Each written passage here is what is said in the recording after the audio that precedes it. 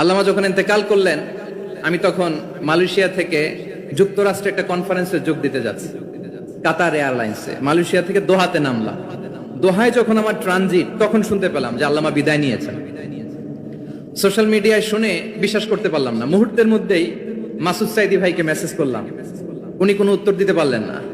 মাসুদ ভাইয়ের সাথে যখন কোলাকুলি করি, আমাদের শামীম ভাইয়ের সাথে যখন কোলাকুলি করি, মনে হচ্ছে আল্লামা সাইদির ঘ্রাণ পাই। শরীরটা লিটারালি কাঁপছিল, নিজেকে মানাতে পারছিলাম না, বিশ্বাস করতে পারছিলাম না যে আসলে আল্লামা বিদায় নিয়েছেন। ইন দ্য মিন টাইম আমার সেকেন্ড ফ্লাইট, দোহা টু নিউ ইয়র্ক, 12 ঘন্টার ফ্লাইটে উঠলাম। ইন্টারনেট থেকে বিচ্ছিন্ন হলাম। নামার পরে শুনলাম আল্লাহু আকবার, যেখানে ওনাকে কবরস্থ করার কথা ছিল সেখানেও কবর দিতে দেয়া হয় নাই।